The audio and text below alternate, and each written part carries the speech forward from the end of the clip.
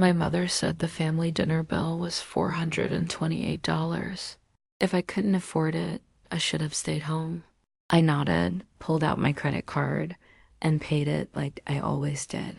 Then 3 days later, I got the call about someone trying to take out a $50,000 business loan in my name. That call changed everything. For 8 years, I'd been the family ATM. Not that they called it that to my face, but I found out later that's exactly what they called me in their group chats. Sarah, the software consultant who makes six figures, but dresses like she shops at Goodwill. Sarah, who drives a 15-year-old Honda Civic and lives in a tiny apartment. Sarah, who always has money when family needs it, but never seems to have enough self-respect to demand better treatment. I made $150,000 a year working as a security consultant, protecting other people's data and financial information. I specialized in identity theft prevention and financial fraud detection. The irony wasn't lost on me when I realized I'd been protecting everyone except myself. It started when Mom got sick 6 years ago. At least that's what she told me. She called me crying one Tuesday evening, saying the doctors had found something concerning and she needed help with medical bills. $500 a month for medications her insurance didn't cover, she said. Specialized treatments that weren't in her plan. Tests that required copays she couldn't afford on her teacher's pension. I set up an automatic transfer without question because that's what daughters do, right? Family takes care of family. When you love someone, you don't ask for receipts or proof. You trust them and you help them, and you don't make them feel worse about being sick by demanding documentation of their illness. The first time Marcus called me for help, I was proud that my little brother felt comfortable coming to me.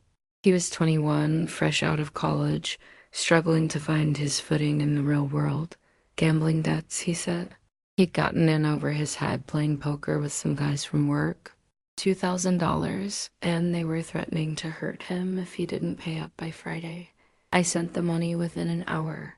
When he called back 2 months later with another emergency, I sent $3,000 without hesitation. Car repairs that insurance wouldn't cover, credit card bills that had gotten out of hand, a security deposit for a new apartment because his roommate had bailed. Each story was plausible, each crisis urgent, each amount just small enough that I could convince myself it wasn't a big deal. Marcus had a gift for making his disasters sound temporary and fixable. He'd pay me back as soon as he got his tax refund, as soon as his boss approved his promotion, as soon as his ex-girlfriend returned the money she owed him. There was always a soon, always a plan, always a reason why this time was different from last time. My sister Jennifer had bigger dreams and bigger asks. Serial entrepreneur, she called herself, though I noticed her businesses had a suspicious tendency to involve recruiting other people and selling them starter kits. The organic dog treat company that needed $8,000 for industrial kitchen equipment. The boutique fitness studio that required $12,000 for the lease deposit and first month's rent. The wellness coaching certification that cost $4,000 but would definitely pay for itself within 6 months. Jennifer was brilliant at making her requests sound like investment opportunities. She'd show me business plans printed on expensive paper, complete with projected revenue charts and market analysis. She'd talk about how I could be a silent partner, how my initial investment would be paid back with interest once the business took off. She made me feel like I was helping her achieve her dreams rather than funding her schemes. The wellness coaching was what finally made me start keeping detailed records. Not because I was suspicious, but because Jennifer asked me to for tax purposes. She said we needed to document everything properly, so when she started making money, we could file the partnership paperwork correctly. I created a spreadsheet. Every transaction documented, every transfer logged, every promise recorded. Marcus owing me $37,000 across 15 different emergencies. Jennifer owing me $42,000 across 8 different business ventures. Mom's medical expenses totaling $36,000 over 3 years. $115,000 by the time I turned 30.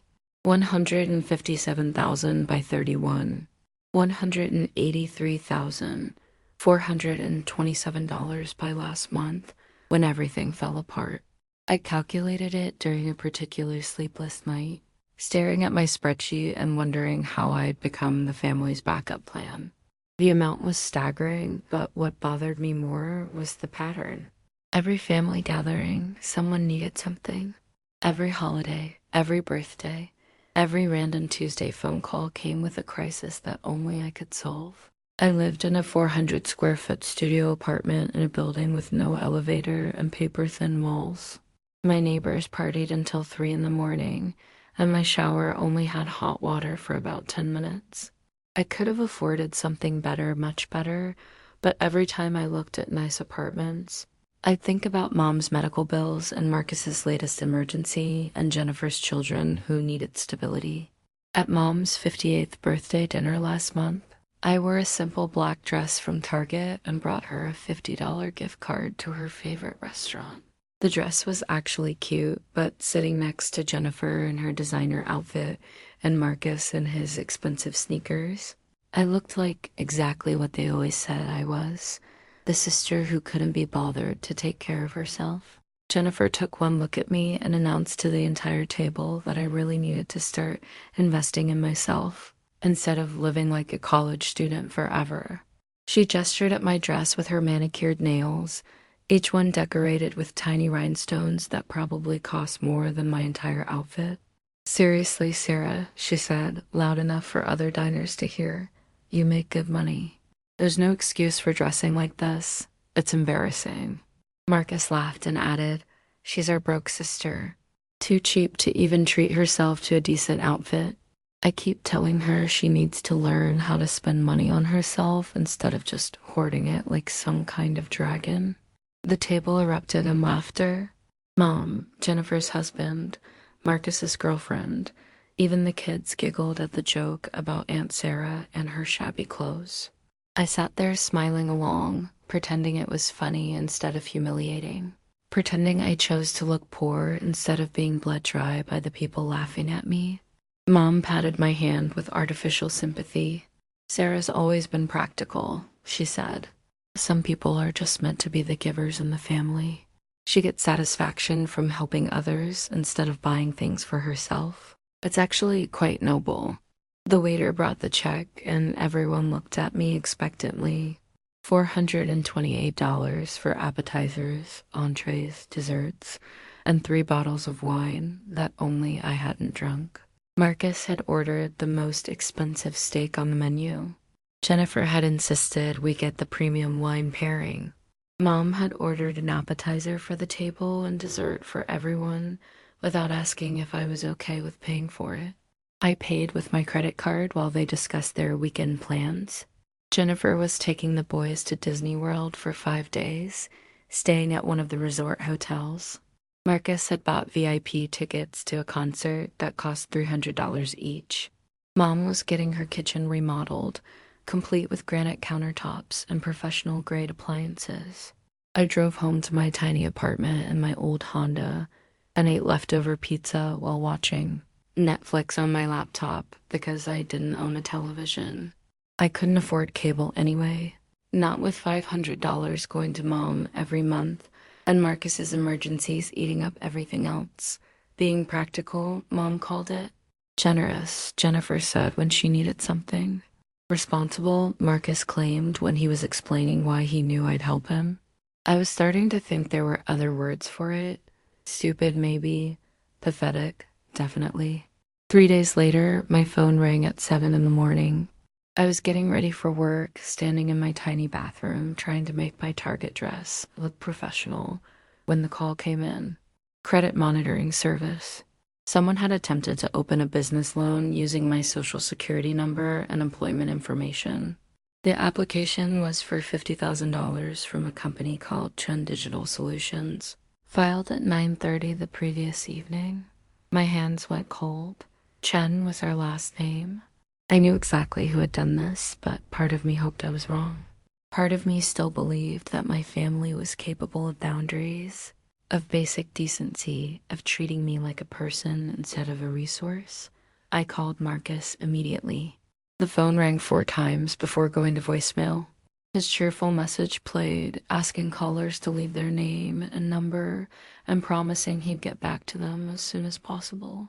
I hung up without leaving a message. I called again, voicemail again. I texted him, "We need to talk. Now. It's about the loan application." My phone buzzed with his response 30 seconds later. "What loan application?" I called him back, and this time he answered on the first ring. I could hear him crying before he said hello. "Sarah, I can explain everything," he started, his voice thick with tears. "I was going to tell you, I swear to God, I just needed a small amount to get back on my feet. And I was going to pay you back before you ever found out about it. Marcus, you tried to steal $50,000 using my name. It's not stealing if we're family. You've helped me before, and this was just a sure thing. I have a business plan and everything. I was going to split the profits with you 50-50. You would have made money on this deal." I hung up and immediately called my boyfriend David. He worked as a financial crimes investigator for the county, and I needed someone who understood this stuff better than I did. Someone who could tell me if I was overreacting or if this was as serious as it felt. David arrived at my apartment that evening with his laptop, a bottle of wine I was too stressed to drink, and a folder full of forms I'd never seen before. He pulled my credit reports while I told him about Marcus and the loan application, about the years of financial support, about the pattern of emergencies that never seemed to end. What we found made my stomach drop to my feet. Marcus had been using my personal information for 2 years. He opened 3 credit cards in my name, maxed them out, and somehow managed to keep them off my main credit report by using slight variations of my address. He'd also taken out a personal loan for $15,000 that was currently 60 days past due, threatening to go into collections. The credit cards alone totaled $23,000 in debt. Combined with the personal loan, Marcus had stolen almost $40,000 using my identity. And I'd never known because the bills were going to addresses I'd never lived at. "Sarah," David said gently, spreading the reports across my coffee table, "this isn't just family drama. This is identity theft. This is wire fraud. These are federal crimes that carry serious prison time." I stared at the papers, trying to process what I was seeing. While I'd been sending Marcus money for his emergencies, he'd been stealing more behind my back.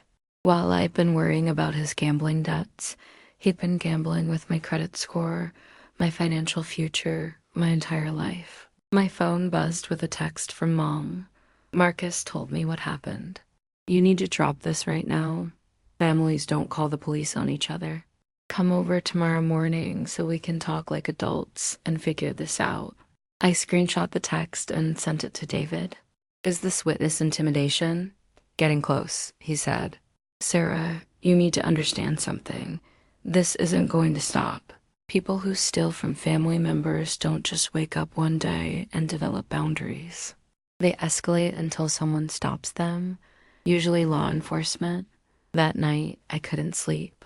I kept thinking about the birthday dinner, about Jennifer calling me embarrassing while she planned Disney vacations I'd helped fund, about Marcus laughing at my clothes while he was literally stealing my identity to buy his expensive concert tickets, about Mom telling me some people are meant to be givers while her son was committing felonies in my name. I thought about the 8 years of automatic transfers, the countless emergency phone calls, the guilt trips when I hesitated to help.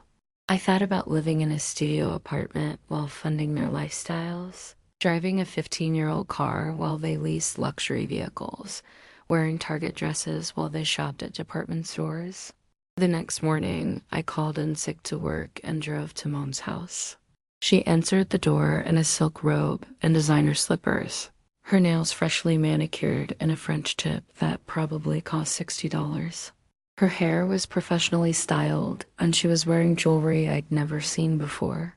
"Finally," she said, not even pretending to be happy to see me, "I was starting to think you really lost your mind over this." Jennifer was already there, sitting at the kitchen island with her laptop open and her newest Louis Vuitton purse hanging on the chair beside her. Marcus sat on the couch, looking like he'd been crying for hours, surrounded by tissues and wearing a hoodie that still had the tags on it. They coordinated this intervention, I realized. They'd planned to gang up on me until I agreed to sweep Marcus's crimes under the rug and go back to being their reliable ATM. Before anyone says anything, I said, I want to know exactly how much money I've given this family over the past 8 years. Mom waved her hand dismissively, her diamond bracelet catching the light. Oh, Sarah, we're not keeping score here. That's not what family does. I am keeping score. I pulled out my phone and opened my spreadsheet. $183,427. That's not including interest I could have earned if I'd invested it. That's not including the $40,000 Marcus stole using my identity. That's $250,000. Jennifer snorted, not looking up from her laptop. You act like we forced you to give us money. You offered. Every single time you offered, because you lied to me, all of you, for years. I pulled out the folder David had helped me prepare the night before. Bank statements, credit reports, insurance records, and screenshots of text messages I'd never seen before. Messages David had helped me recover from Marcus's phone during a brief moment when he'd left it unattended at the coffee shop where we'd met to talk. Mom, you told me you needed $500 every month for medications your insurance didn't cover. But I called your insurance company yesterday. You have full prescription coverage. Every medication you take is covered at 100%. You've been pocketing $6,000 a year for medications you get for free. Mom's face went white, then red.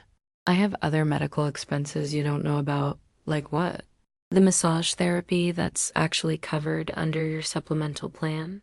The physical therapy that Medicare pays for completely?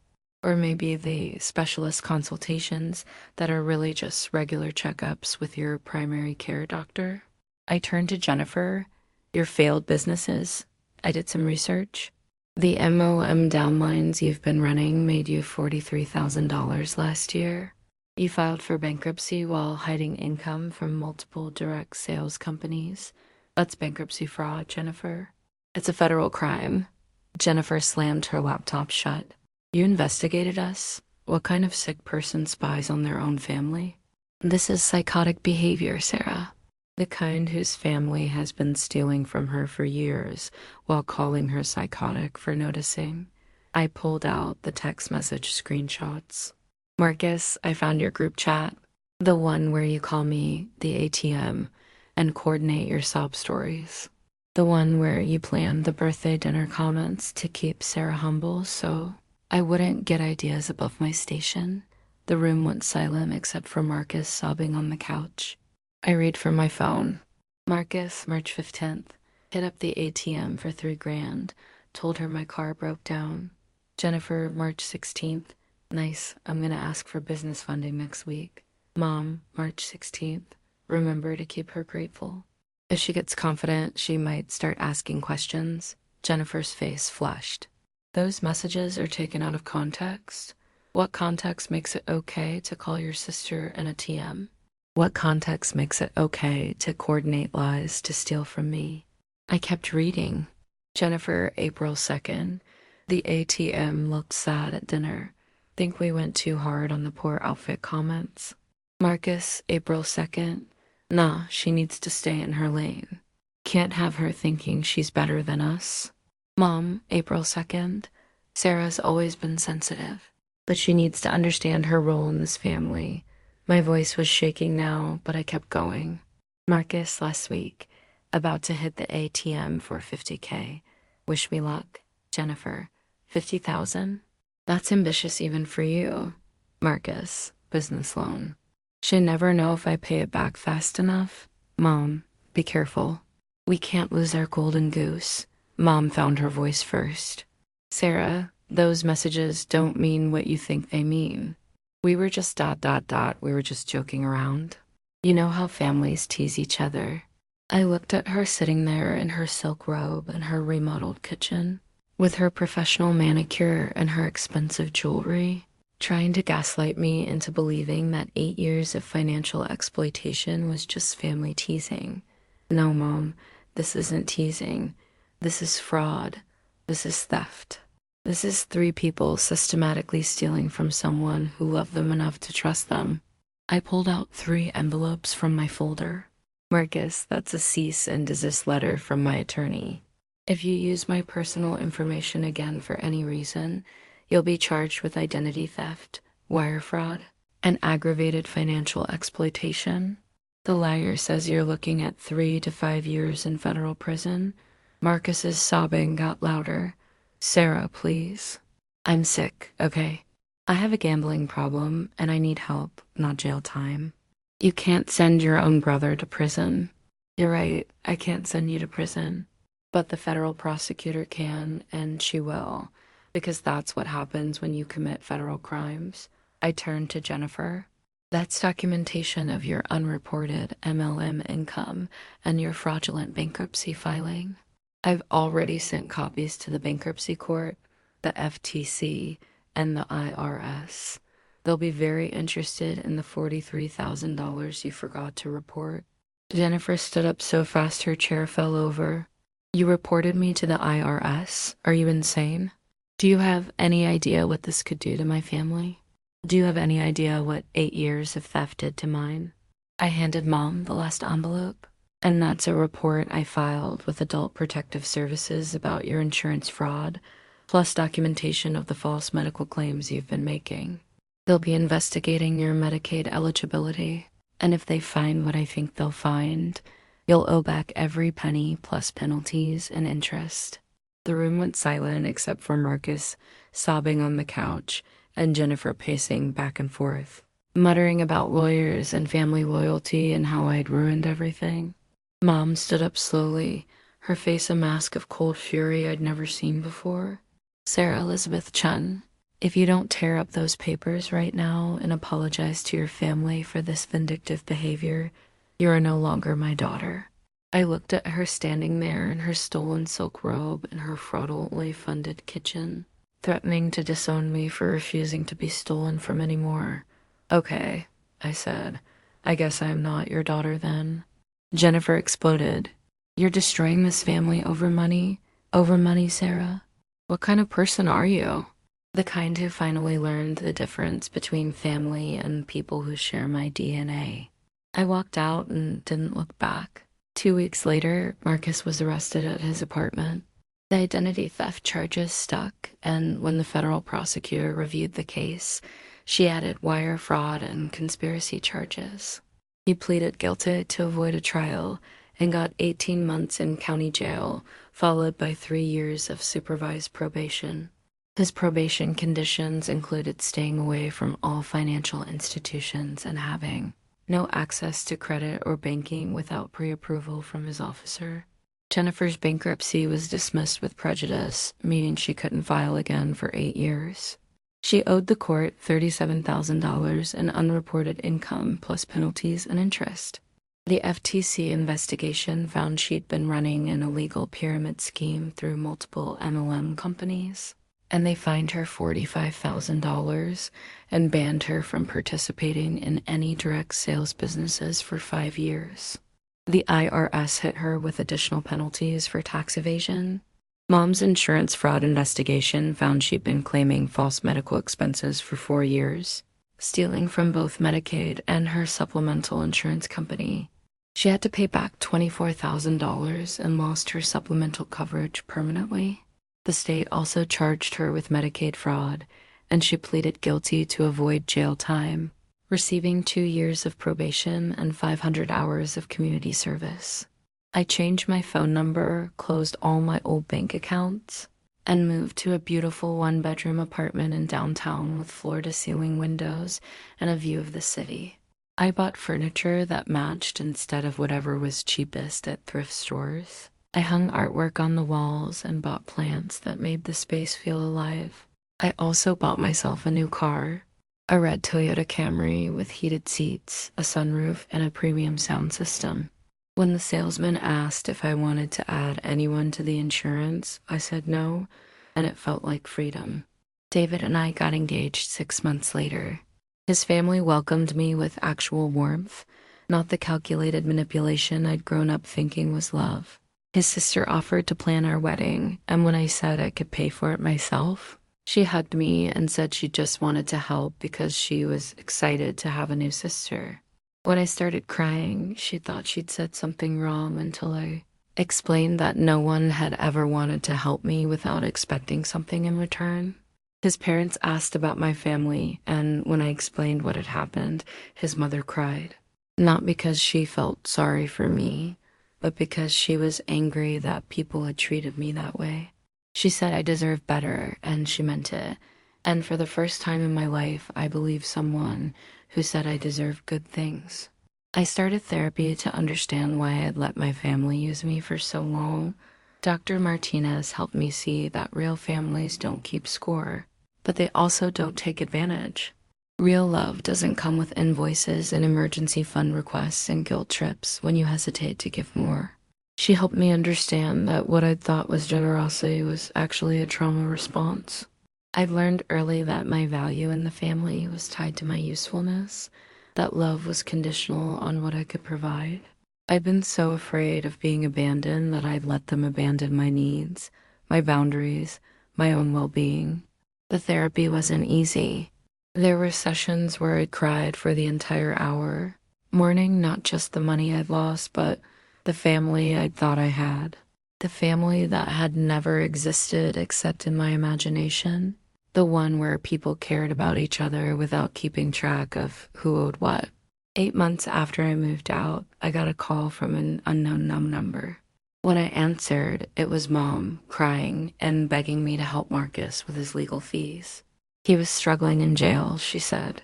He'd been beaten up by other inmates, and he needed money for commissary and for a better lawyer who could get him out early. "Sarah, please," she sobbed into the phone. "He's your baby brother. Family needs to stick together. You're the only one who can help him now. Can't you find it in your heart to forgive and help just one more time?" I listened to her entire speech. This woman who had called me psychotic and vindictive and threatened to disown me for refusing to be stolen from. This woman who had spent years teaching me that my only value was what I could provide. "Mom," I said when she finally stopped talking, "I'm not on a team anymore. I'm a person who deserves better than being stolen from by people who claim to love me." I hung up and blocked the number. Last month, I got a message from Jennifer through Facebook. She'd lost her house, she said. The bankruptcy and the FTC fines had destroyed her financially, and she and her family were living with her husband's parents. She wanted to meet for coffee to talk about rebuilding our relationship and moving forward as a family. I read the message twice, then deleted it without responding. This morning, I got my quarterly investment statement. The money I used to send to my family is now earning compound interest in index funds and retirement accounts. In 8 years, assuming average market returns, that $183,000 will be worth over $400,000. In 20 years, it'll be worth more than $1 million. I'm 32 years old, and I finally understand what family actually means. It's not about obligation or guilt or who shares your DNA. It's about people who celebrate your success instead of mocking your clothes. People who support your dreams instead of stealing your identity. People who love you enough to never ask you to choose between your financial security and their approval. My real family is smaller now, but it's genuine. David and his parents and sister, my college roommate, Amy, who never asked me for money in 15 years of friendship. My neighbor, Mrs. Patterson, who brings me soup when I'm sick and refuses to let me pay her back. My therapist, Dr. Martinez, who helped me understand that healing isn't selfish. My coworkers who invited me to their parties and never expected me to pay for everything. People who add value to my life instead of treating me like a bank account with feelings. People who see me as a whole person instead of a resource to be managed and manipulated. Sometimes I wonder if I was too harsh. If I should have given them one more chance to change, one more opportunity to prove they could love me without stealing from me. Then I remember Marcus crying crocodile tears while stealing $70,000 in my name. I remember Jennifer calling me embarrassing while I funded her Disney vacations. I remember Mom in her silk robe calling me ungrateful for refusing to be defrauded. And I remember that the people who truly love you don't put you in positions where you have to choose between your well-being and their comfort. They don't spend 8 years teaching you that your value depends on your usefulness. They don't call you an ATM behind your back while telling you to your face that you're being dramatic. I sleep better now. My bank account is growing instead of shrinking. When my phone rings, it's actually people I want to talk to instead of family members with their hands out and their guilt trips ready.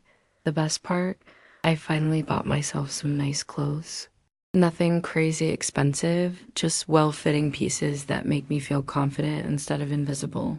Last week, I wore a beautiful blue dress to a work conference, and 3 people complimented me. For the first time in years, I felt like I deserved the attention. I used to think being the giver in the family was noble, that sacrifice was love, that putting everyone else's needs before my own made me a good person. Now I know the difference between generosity and exploitation. Real generosity flows both ways. It's given freely, not extracted through guilt and manipulation.